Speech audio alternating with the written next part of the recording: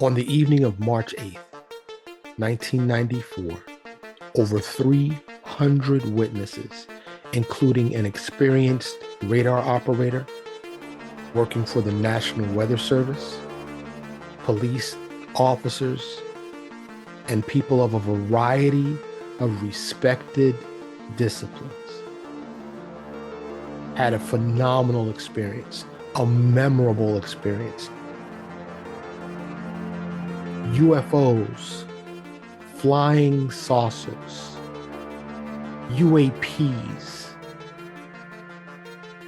all over the skies that night. Today, we're going to dive deeper into that story. Stay tuned. You are now listening to Mike's Opinion, Logic Unleashed. That's right. You are now listening to and watching the Mike's Opinion podcast. Thank you so much for being here. My apologies. I know I missed a week, and I know I'm late this week, but I am here. Better late than never. And you say, yo, Mike, where you been? Where you been? I've been lifing. Life been lifing. But I'm here now. I'm here now with a very, very, very interesting story. For those of you that have been following me these last 4 years, y'all know I have been promising a UFO series. It's shelved right now. You say, what? Yo, Mike, you've been saying this for years. I know. Look, support the show, please. Support the show. You know, a lot of these podcasts, they have budgets. They have staff. They have talented personnel. I have none of those things. I'm the only talented personnel, and I guess talent is questionable. But if you're tuning in regularly, then I guess there's something here, right? Anyway, I would love to take my presence, my knowledge, me, and bring it to you in a better fashion. Like, for instance, this story, I would have loved to have an even better crack research team and you know, snazzy graphics and you know, all the stuff that other podcasts have. But not only does it take time, it takes money. Support the show. Like, share, follow, comment, subscribe, do all that stuff. And, you know, I'm not behind the Patreon firewall. I always say that. The Patreon paywall. You don't have to pay for this show. It's free for you to listen and watch on YouTube, but it is not free to make. And I want to make it better for you. So support the show.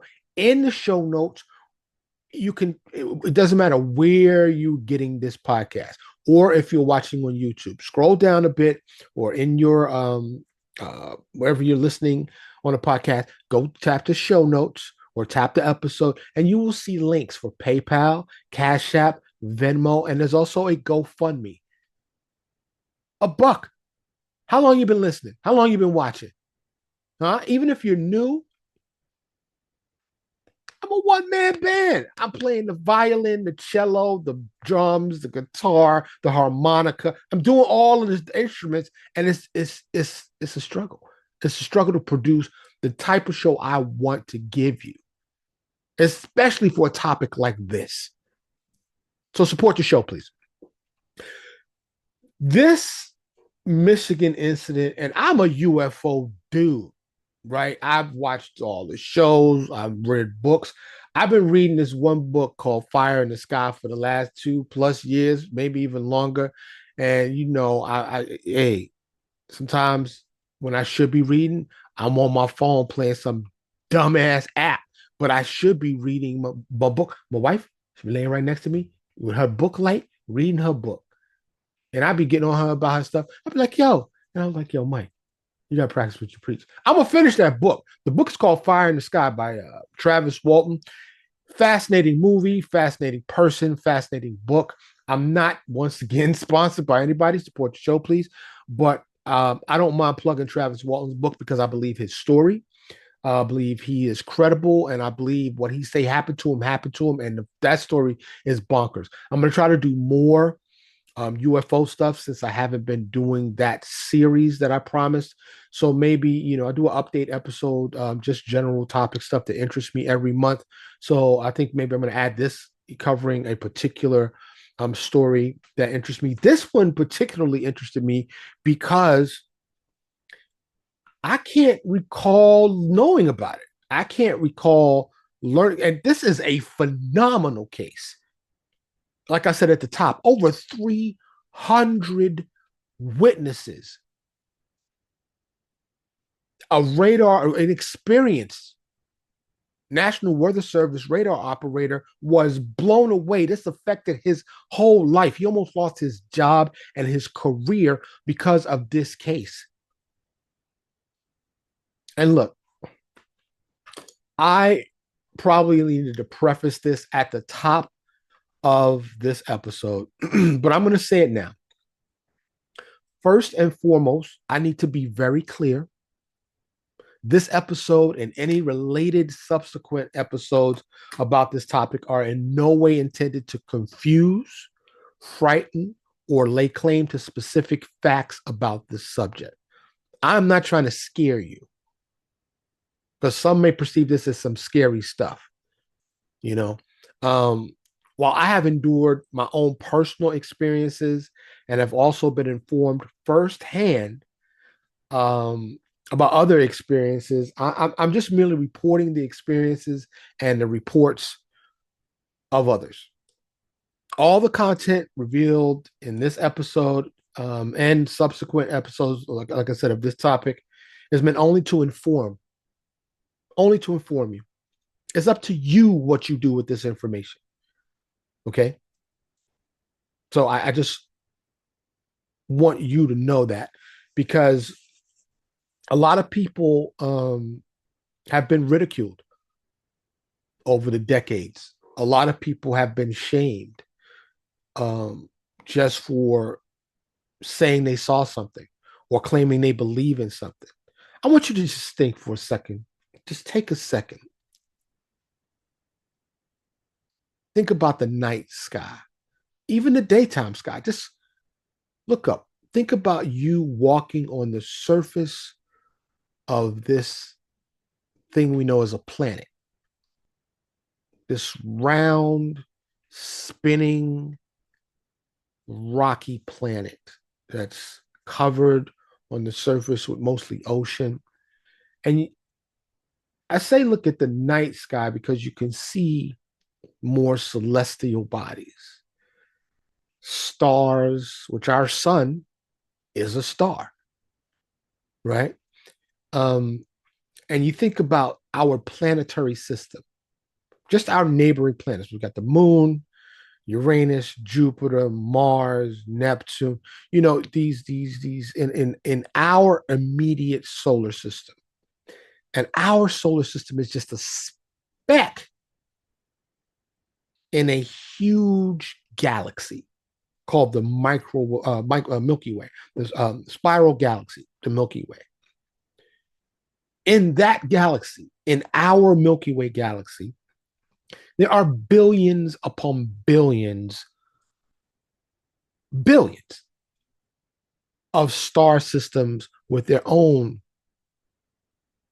set of planets. Then there are billions upon billions of galaxies. Now, supposedly, that's what we know to date. That's what we've learned so far. And all of these galaxies are situated in what we call a universe, which supposedly is ever expanding. There's so much we don't know. We just launched a rocket to one of Jupiter's moons. I believe it was Europa. I believe it was Europa, an icy moon of Jupiter that supposedly is covered in water ocean. We're going to see if there's life there, what we determine to be life. But you just think about that for a second. If you get the opportunity, I want you to go outside at night, if you could do so, safely, and take some time, get in a comfortable position, preferably a horizontal position or leaning back where your neck's not hurting, you're not hurting your back, but you can relax and just look at the night sky. Take it a step further, get some binoculars or even a telescope. Where I live now and where I was born and raised, and I've only been to lived in one place that I could see the sky that made me just go wow because there's too much light pollution. But when I lived in California, um, when I was a firefighter in Northern California, there I remember seeing the sky like I had never seen it before. The night sky, I didn't even know I had that many stars. Because growing up in New York City, it's too much light pollution. Where I live now, suburb of Dallas, too much light pollution. To really get a real appreciation of just how many stars are out there. I was talking to my son the other day. We were reading something, and I can't say that this is true or not. I don't know, but they said there are more stars in the sky than grains of sand on Earth. Now, when you think of sand, I mean, wow, right? That's got to be a hypothesis because nobody has counted all the stars, right? It just seems that way when you look at the sky in a dark place with no light pollution. You see like OMG, like wow, you know. So to think in the time that we've come to the flying machines we have now and the space-borne vehicles that we have.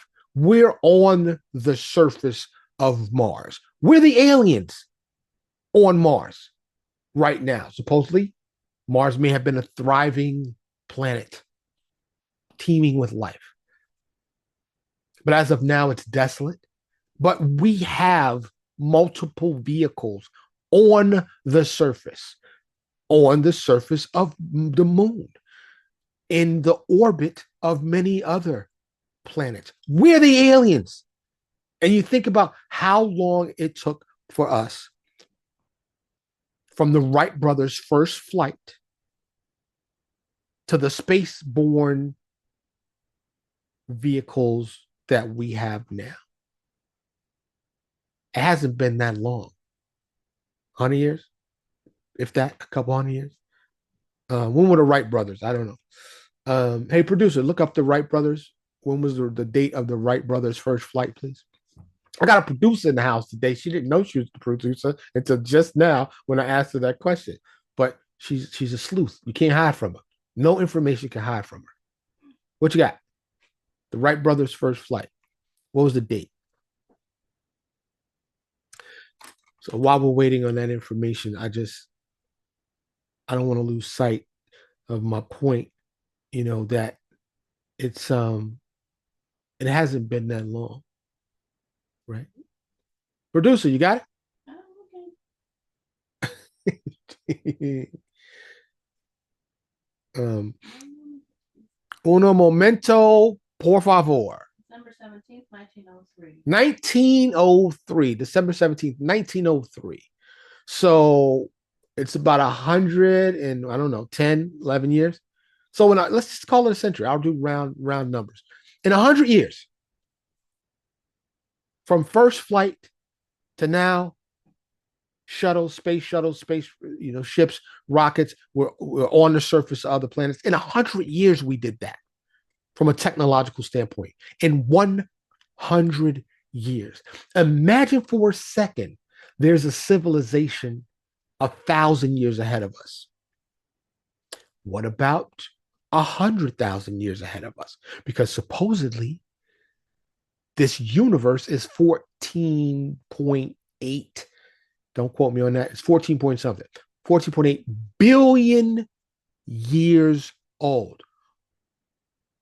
14 plus billion years old. Okay. We've only been airborne for 100 years. If there is an intelligent, what we deem intelligent, and maybe it isn't a carbon life form like we are, I mean, the speculation could be on and all day, but so they've learned how to navigate space and time. And they're watching us. They're visiting us. They're coming for maybe some of the resources we have here. And they don't care to really hang out or indulge or interact with us. They come, do their business, and leave. Some people speculate their bases underwater in mountains all over the place on planet Earth, and have been since the beginning of time, our human time, that is.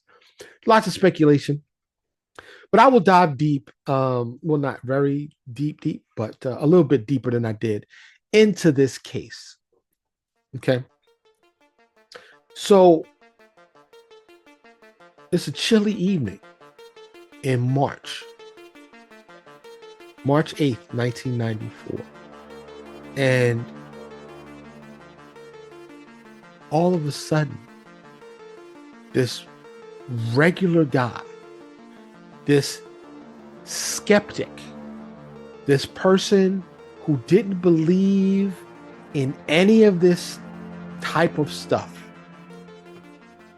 gets a phone call. And I'm looking for this guy's name right now.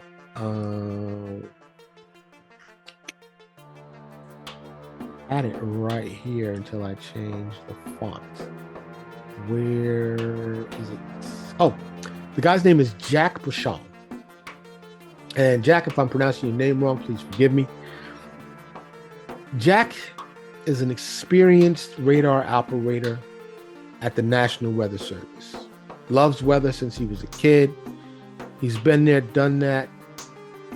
He's, as is all, or most of these weather operators or meteorologists, especially when you get to the national level, are very well versed with the inner workings of the radar devices that they use. There's virtually no room for error, especially with what this guy sees. So Jack gets a call, and I want to say it was the police that called him. I don't really recall who called him, but somebody he respected enough to say, hey, Jack, take a look at the radar, and he complied. He's like, okay. And at first, he didn't see anything.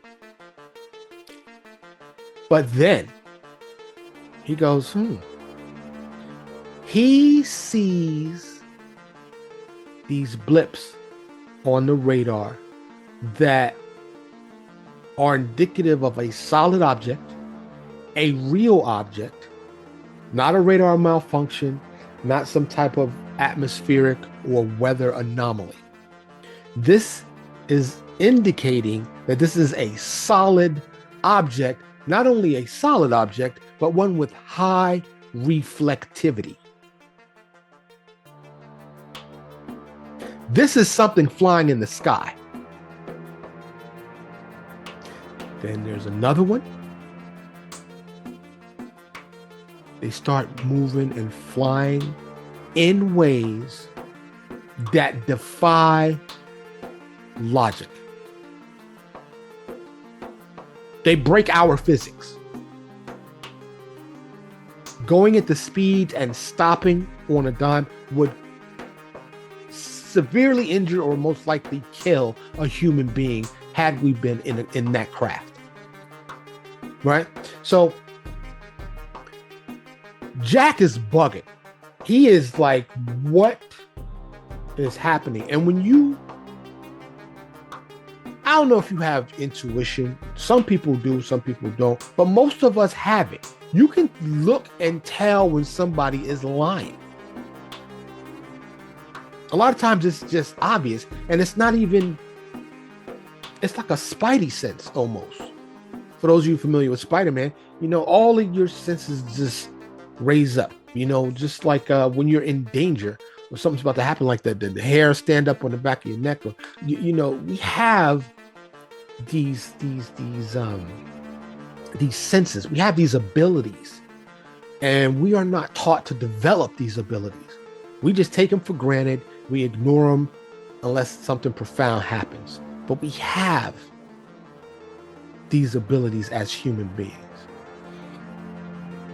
I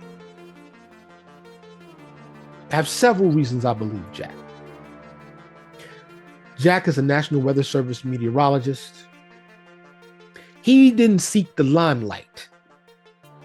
Okay? That's not a job that if you want to be famous or popular, that's not the job for you.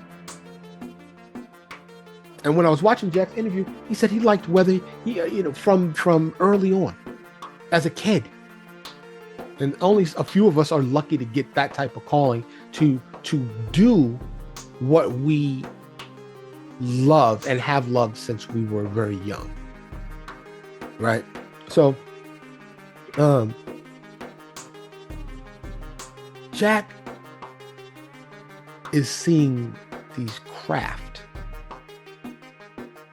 Now keep in mind, it's not only Jack seeing this through the night of March 8th, 1994 in Western Michigan. There are people all over the place having a varying degree of intensity when it comes to the type of experience. From just lights in the sky, some of them said they look greenish or white or red, to a young couple who happened to be camping right on the shores of Lake Michigan. Okay? And they can see these craft. And one of them is sucking up water about 30 to 40 feet into the craft. It's interacting. The craft is interacting so much so that there's a huge waterfall-like column attached to the craft all the way down to the lake. And it freaks them out. They pack up what they can and they get out of there. I want you, like I said, to be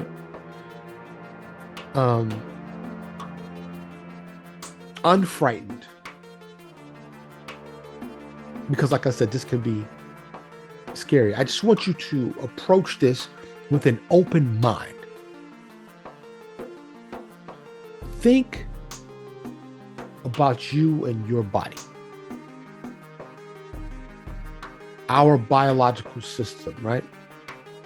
We have a brain. That's basically our computer system, right?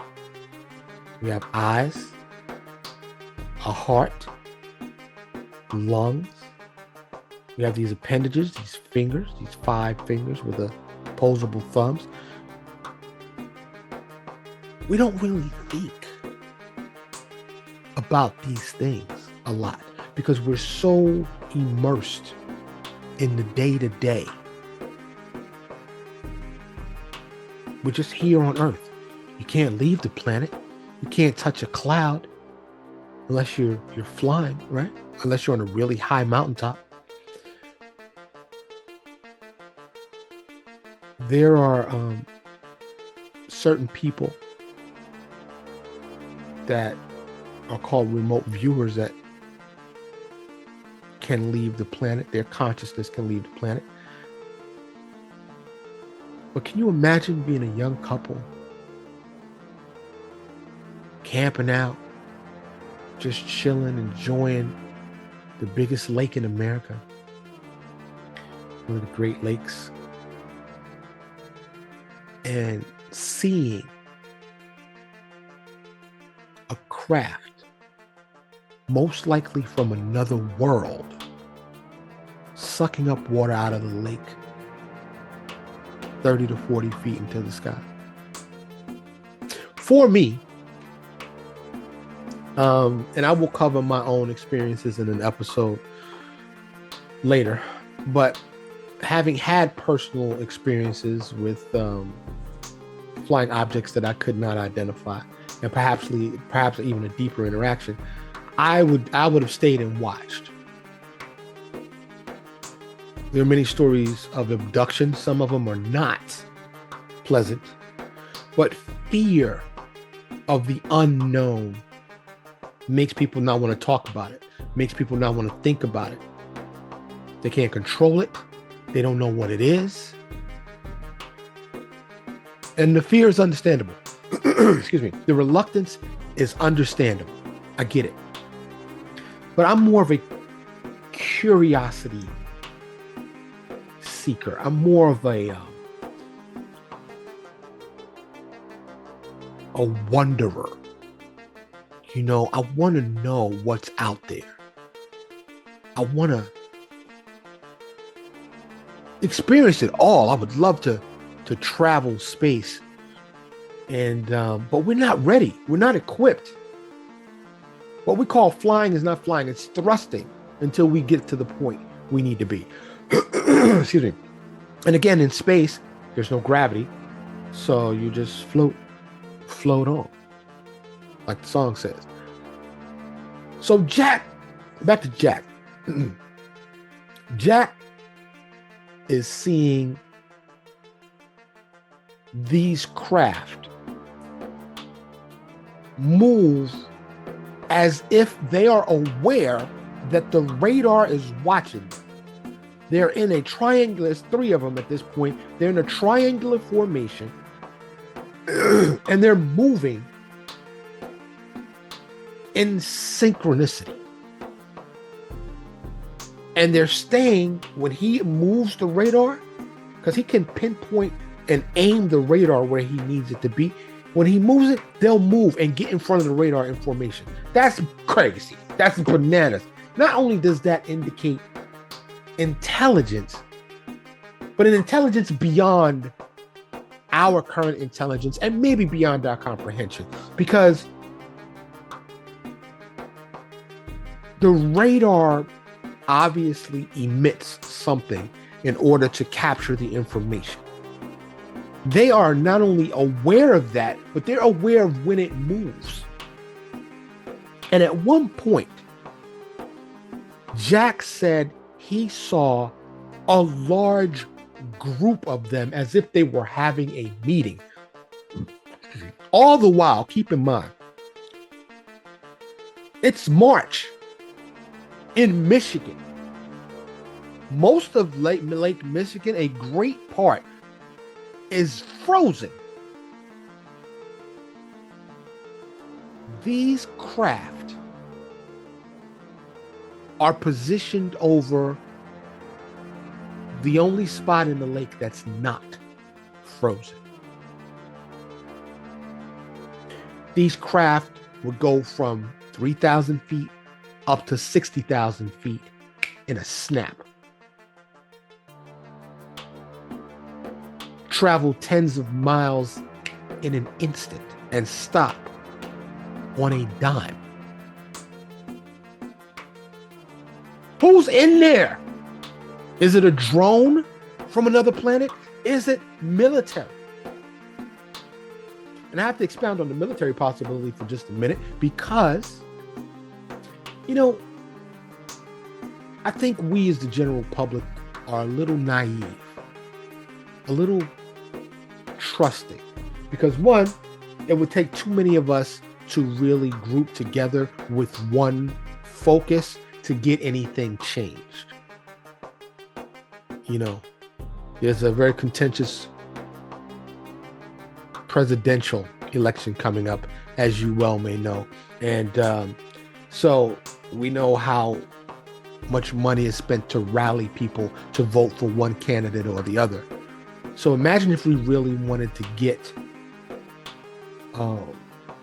national secrets. What effort would it take? Collective effort would it take for us to get that? Right?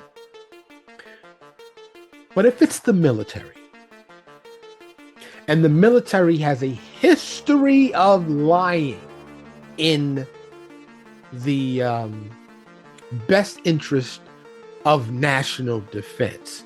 You ever heard that saying? Many of you that are watching this episode because you're into the subject matter and you've listened to shows, been to conferences and all that, then you know that for national defense means we not telling you, it's none of your business. John Q. Public. A lot of secrets, a lot of covert actions happen supposedly because it's in the best interest of national defense. But we, the taxpayers who pay for everything that they do and pay their salaries, pay for the equipment, pay for the secret bases, pay for the secret things, we pay for that. But guess what? You can pay for it, but you can't see it. You can pay for it, but you can't know it exists. You can pay for it, don't ask no questions about it. You can file a Freedom of Information Act for information if you like, and we might throw some stuff at you if we feel like it. So, I can give you an example of that.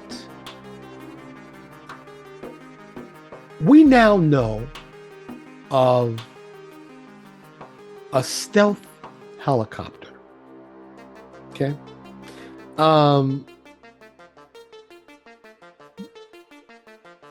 People asked about it because people would see it. A stealth helicopter that barely makes any noise, that is evasive to radar. And according to the United States military, there was no stealth helicopter until one crashed in Pakistan. And the Pakistanis sent it back, and it was like, yo, you want your helicopter? Yeah, that happened. Look up stealth helicopter exposed, and you will see what I'm talking about. And the Navy SEALs, the SEALs that were in it when it crashed, after it crashed, they tried to blow it up. That's what they were instructed to do. This is well documented. This is not questionable. This happened. This is a fact. The United States like, oops, oh yeah, we do have that stealth helicopter. Huh? And it's not just the military. The military is in cahoots, if you will, with many, I just call them extensions of the military. We call them defense contractors or aerospace contractors. Perhaps you've heard of a few, and there's many that you haven't heard of. Lockheed Martin, Northrop Grumman, General Dynamics, Boeing, Raytheon, Airbus. I have a list here and it goes on and on. But these are facilities that are sometimes secured tighter than a military base. And guess what? They don't have to answer to the public. They're private companies. They may be publicly held in terms of you can invest in them, but go try to see their R&D department, the research and development. Go try to freely walk around any of the large swaths of earth that they are currently sitting on. You'll get shot. You'll come up missing. Nobody will be able to find you, nor will they ever find you. There are documented cases. So there are men, and I say men because it's mostly men. I'm not going to go into their race, but we all know who they definitely mostly were and still mostly are. Control advanced tech. And I'm saying all of that to say, is it a possibility that these ships these UAPs, these UFOs that were seen over Michigan that night are military aircraft, I'd say a 5% chance. And I recall one of these CEOs of one of these defense contractors, these aerospace companies, and I want to say it was the head of Lockheed Martin, and he slipped up. He said, "We now have the technology to take ET home." And this was a long time ago when he said this. I don't think he was supposed to say that out loud. Supposedly, even from as far back as 1947 with the Roswell case, we have captured craft from other planets and reverse engineered the technology and now have our own. Some people claim there's not just a space force, which of course was newly created, but a force that's been leaving the planet for a long time. That there's bases on the dark side of the moon and beyond.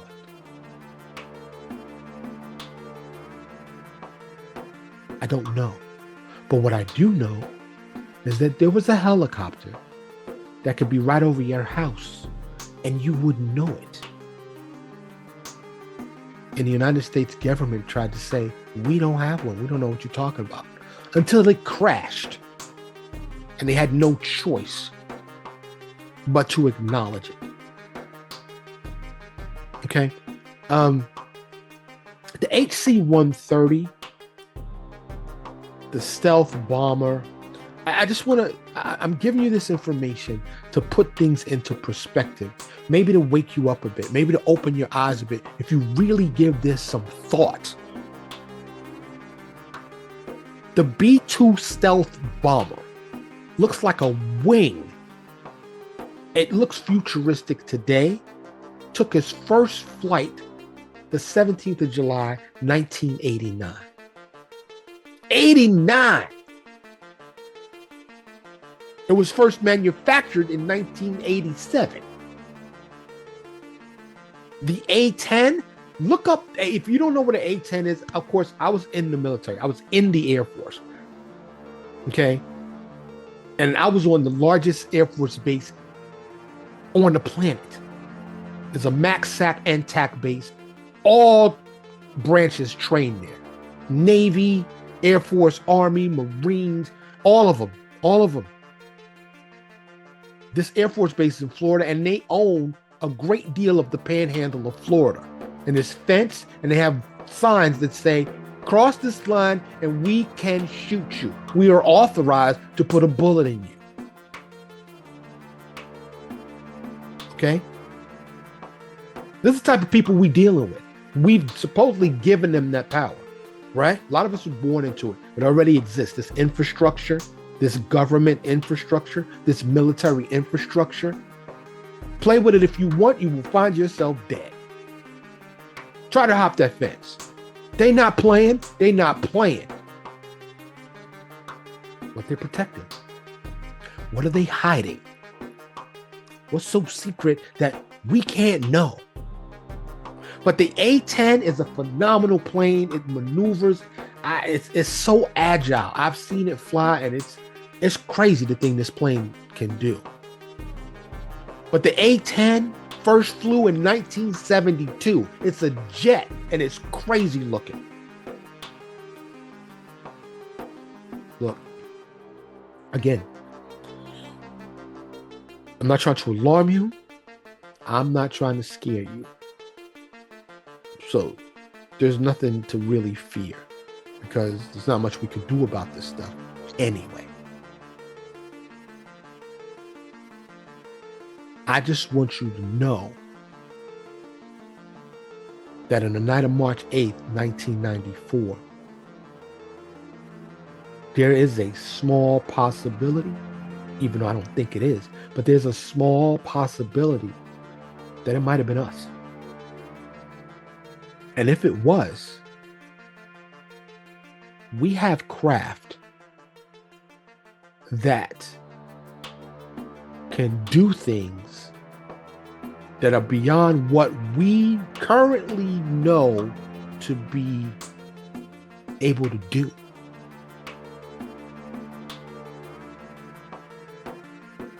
And if that's the case, why are we still waiting in the airport for 4 hours to take 6 to 7 hours to fly from the east to the west coast,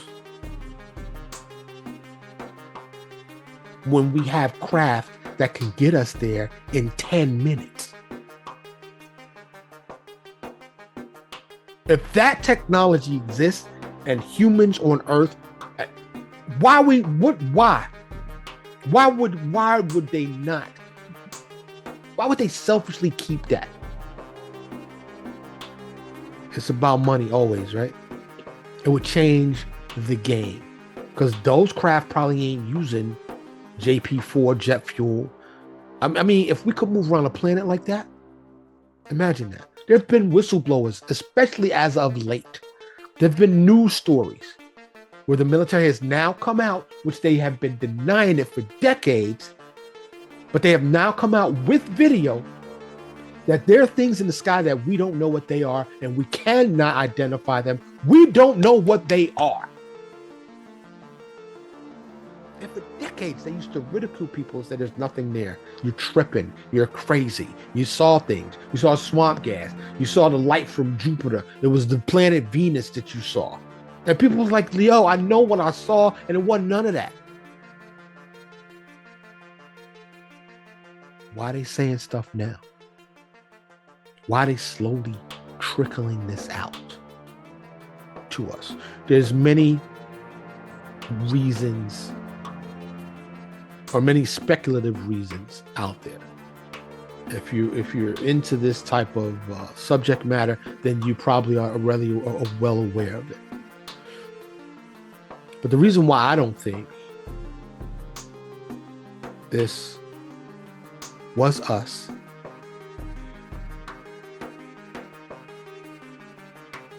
is because the secret stuff that we do, we try to keep it a secret. Many of us ain't outside at night. Many of us are not outside looking up at the sky at night.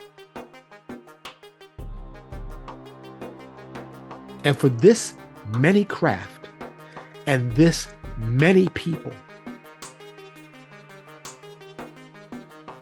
to see, and there's other excuse me, reports of some of these craft landing, doing all kind of crazy stuff. And I really don't like using the word crazy. Interesting stuff, phenomenal stuff, physics defying stuff. That if it was us, we wouldn't have had that many ships out. We wouldn't have seemingly not cared or like played with the radar operator. This is a phenomenal case. I highly recommend you dig into it. And all you have to do is search March 8th, 1994 UFO incident or UFO case. Striking. It's one of many, many, many reports. Once again, I'm not sponsored, but I'm going to mention the National UFO Reporting Center. It's been out there. They have very meticulously documented, detailed reports that come from all over. Some with drawings and maybe photographs, but usually just written accounts of what people witnessed. People that were compelled to report this to someone. Because if you call 911 and say, yo, I'm looking at this craft and it's not a plane, it's not a helicopter, it's not swamp gas, it's not Venus, I don't know what it is, but it's right here. What are they going to do? Your local police department does not have the ability to immediately deploy an F-16 or F-35 to go intercept it. So by the time it went up the chain, we don't have a 911 for the Air Force or for the Navy, so they can scramble jets. And really, we don't want that, right? Because I'm not naive. A lot of humans are just not trustworthy with that regard. So, and it costs a significant amount of money to scramble a jet, a military craft. It'd be great if we got a civilian corps that wasn't even solely for UFO chasing,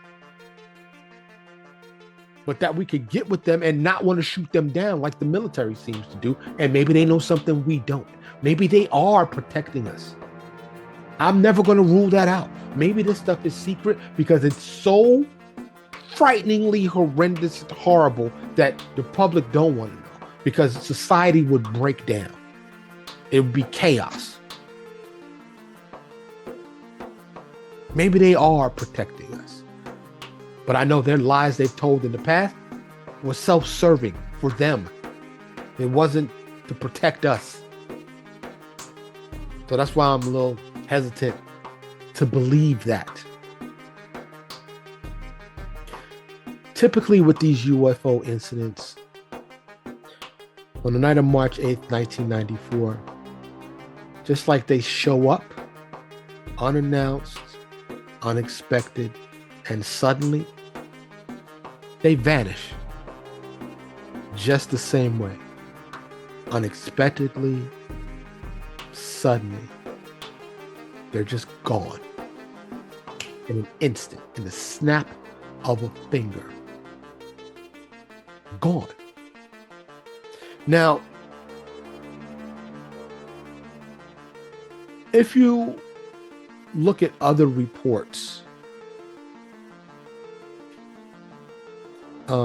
like for instance, also in 1994, September, in Zimbabwe, 62 school kids, 62, said they saw at least one craft descend from the sky, land on the field, and interact with these kids. There are countless UFO stories, many with multiple witnesses, many with evidence, including physical evidence. I don't know that I'm going to do the Phoenix Lights because everybody knows about the Phoenix Lights. The Phoenix Lights was another mass sighting, including the governor, Fife Simonton, who was the governor at the time, who ridiculed it at first, but later came out and said, yeah, I saw it. And it was one of the most memorable things he's ever seen in his life. We can't stop them. They don't stop and say, hi, my name is Green Mountain Man from Mars. We don't know who they are. If they are coming from another planet, we don't know what they want. But if they are a very advanced civilization,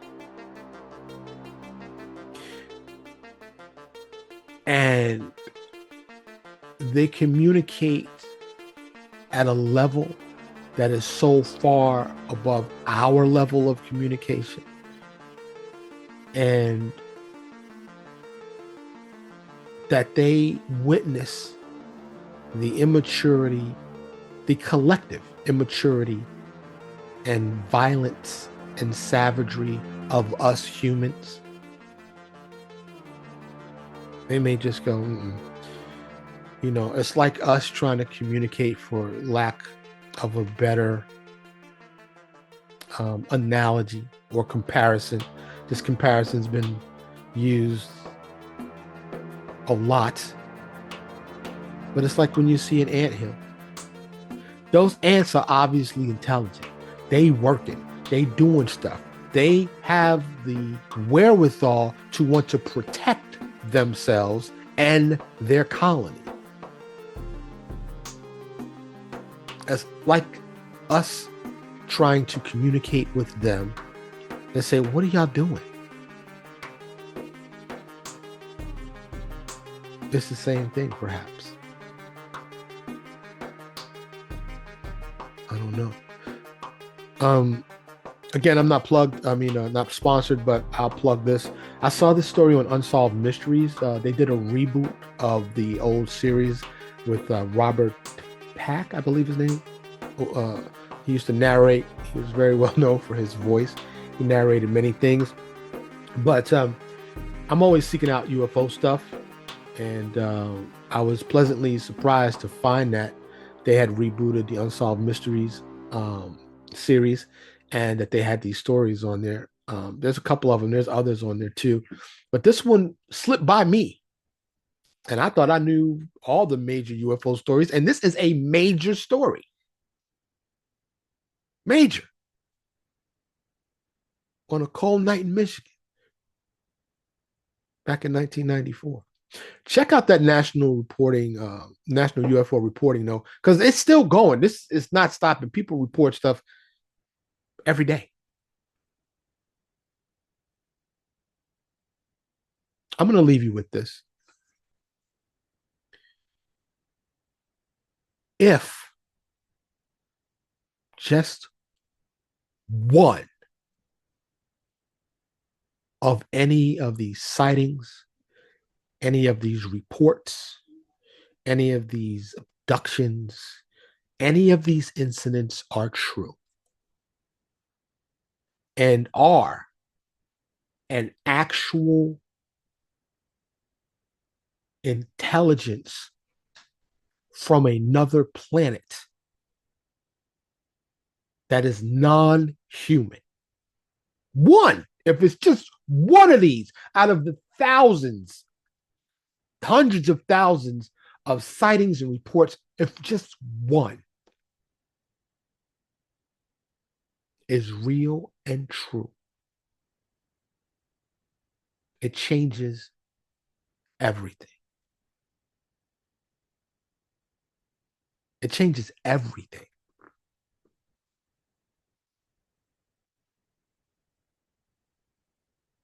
Think about that. I here at the Mike's Opinion podcast always welcome your feedback. In this particular instance, I would love to talk to you if you have had an experience, perhaps you've never told anybody. If you were in any of these organizations, military, defense contractors, aerospace, and you have never talked about it, but you want to talk to a small podcast like mine, and you finally want to tell somebody, if you have photos, videos, anything that you haven't told anybody or reported this or shown anybody, I invite you to share it with me. I would love to hear it, see it. I'd love to talk to you. Maybe even do an episode with you as a special guest. Now, I'm not looking for hoaxes. I'm not looking for BS.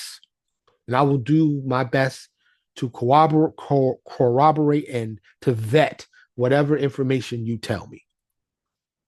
There's other people out there. Linda Moulton Howe. There's the Coast to Coast program is still going on. There's many places, once again, National UFO Reporting Center, that you could report these things to. But I urge you to get your information out there. And I got to be honest with you, I haven't reported my experiences to the National UFO Reporting Center either. I probably should do that. So I'm urging you to do it. You say, Mike, you haven't even done it yourself. Full disclosure, okay? I'm an honest person. I'm letting you know. I didn't have to tell you that, but I just told you that because it's a fact.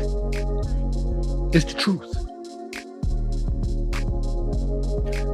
We don't know what's out there. Or maybe some of us do on this earth. but collectively we're just not ready as a species, as a human race of people. You know, check out the story, check out all the stuff.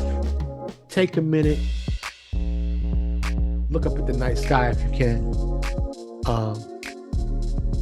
And if you live in one of these places with no light pollution, like it's just dark, like can't see your hand in front of your face dark when you're outside, and you take pictures of the night sky, I'd love to see some. Send me some, please. As always, I thank you so much for listening and for watching. I hope that you are okay. I always, hope that you are okay out there. And keep your eyes on the skies. I'm Mike, and this is the Mike's Opinion Podcast. Thank you so much for listening to Mike's Opinion. Logic Unleashed.